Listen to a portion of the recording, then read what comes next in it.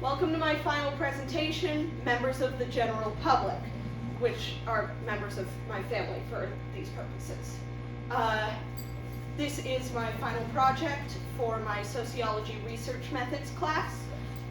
It was a women and gender studies class, so that's kind of what I focused on. My question, ultimate question was, do changes in religion affect opinions on marriage? And I have spent the semester learning how to research and researching this subject. Joe, would you press the, thank you. All right, so the first step to any research is developing the question. What are we investigating? What do I want to know? So my first idea was religion and marriage often go hand in hand. Both are common sociological forces, and most major religions have rules about what you can do in marriage, what you can do before marriage, how to get married, etc. My second idea was that young adults often go through religious changes. I knew this from anecdotal experience, but it is reflected in the scientific literature around the subject. So I put these two ideas together, two different variables, and my question was, do changes in religion lead to a disillusionment with marriage? If you were raised believing in God and then you didn't believe in God anymore, would you have a lower opinion of marriage since the two are often tied together? My hypothesis, which is what I thought would be reflected in the data, is students who maintain the religion they were raised in have higher opinions of marriage. And that follows from the logic in my preconceived notions. Go ahead. So how I went about doing this is I started with surveys. I distributed surveys about religious background and opinions on marriage to unmarried students in my class. I gave it out to 15 students who, based off of like some demographic information we had collected at the beginning of the semester, I knew were unmarried, and then I just kind of picked one out of every 4 until I had 15 students.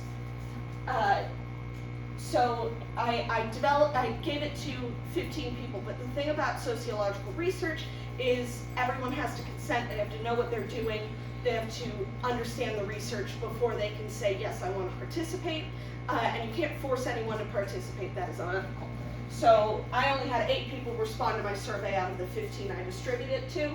And then I picked two students to attempt a follow-up interview. And only one was able to do it. The other one got COVID, so that didn't end up happening. And the follow-up interview was conducted in a semi-structured format. I came up with a list of questions I wanted to ask based off of the answers that they had given in the survey to further clarify my understanding of the sociological trends. What is the narrative behind the pure data? What is the story behind the numbers? Go ahead, Joe.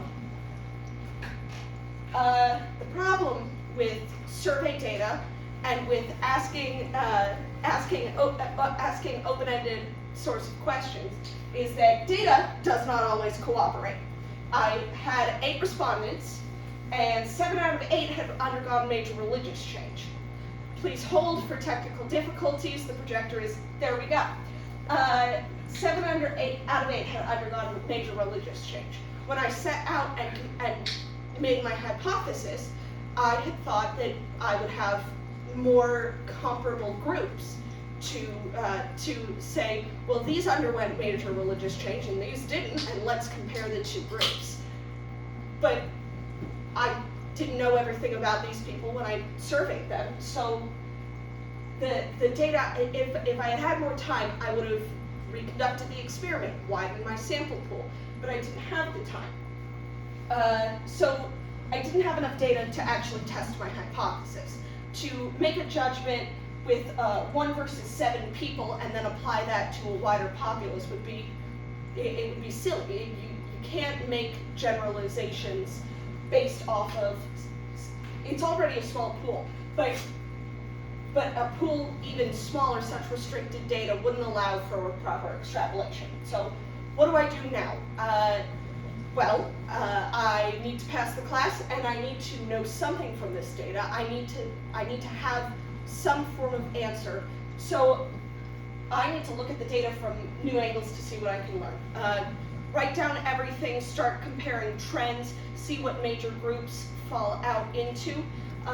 Make it more an interpolation than an extrapolation.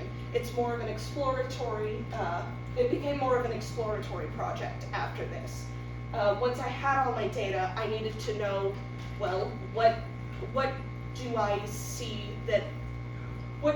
what trends do I see that I can later explain or find explanations behind, rather than keeping rigidly to my original untestable idea.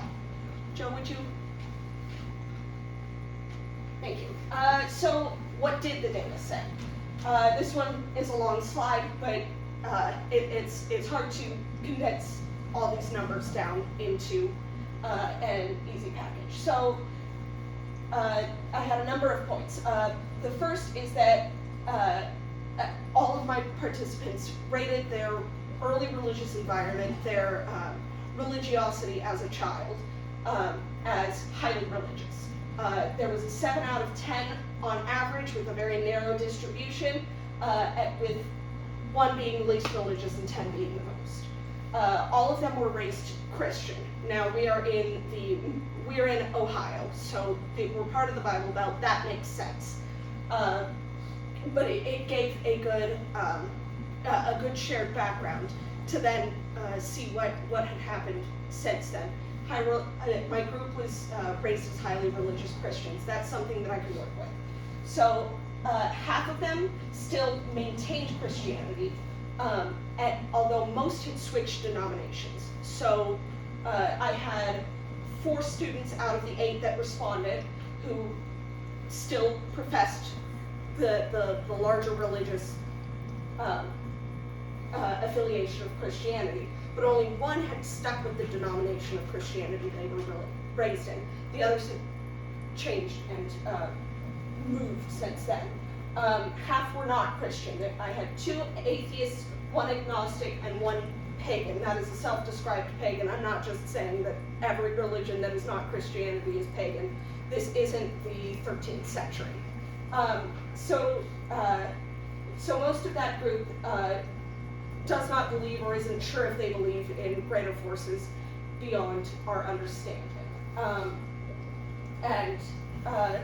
The non-Christians all expressed a desire or a willingness to get married. I asked with 3 options. Do you plan on getting married? Do you see yourself getting married? With answers yes, maybe, and no. And all of the non-Christians said that they would get married, they planned to get married. But the Christians were more reluctant. 3 out of the 4 said maybe they would get married, and 1 said yes. And additionally, I had them rate how they felt about the institution of marriage, with 1 being the most negative and 5 being the most positive. So non-Christians rated their opinion of marriage 25% higher than Christians. Go ahead. So that's just the raw data. Here is the tables of my data. It's pretty small. It was a small sample size. So I have it changed formatting on me, but I have their religions that they said across the top, how they answered, and how they rated marriage, how highly they did. And you'll notice that it adheres to the trends on the other slide. And then I've color-coded them into the 2 major groups they fell into. And then over here, I have the average ratings out of 5. It tops off at 6 because it's a PowerPoint chart. But it topped out at 5, so we have an average of 4.25 and an average of 3. So it's significantly higher. Go ahead. So then I conducted my interview, and my interview was with my outlier subject, the 1 student who had who would maintain the religion that they were raised in. I tried to get more interviews, but again, as I explained earlier, that didn't end up working out. But I still got some interesting and valuable information for it. And more interviews would have been helpful to understand the trends, the explanations behind the raw numerical ranked order data, right?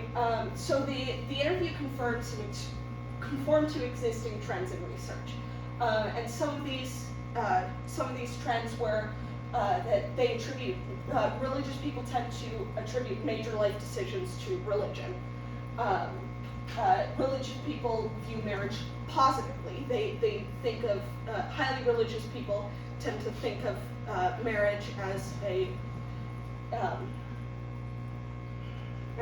positive force, a good organizing factor in society, which was not reflected across the board in my population, but was reflected in the student who had maintained religious continuity.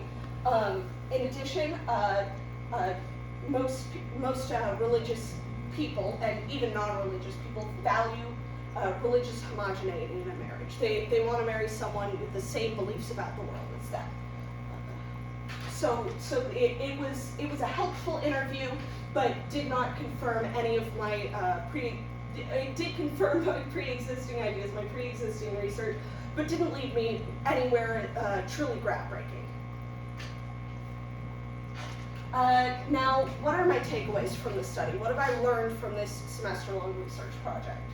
So, what I have learned from the data I have gathered, and now this is a small population size, and obviously the experiment would need to be repeated on a larger scale, but what I have learned from the research that I was able to do is that larger religious changes in early adulthood seem to correlate with higher opinions of marriage.